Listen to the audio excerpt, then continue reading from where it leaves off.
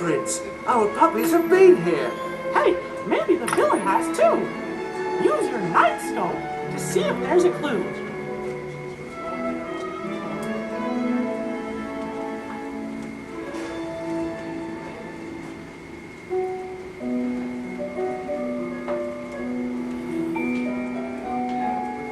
It's a scorecard from that clever game called Minigolf. This must be a clue.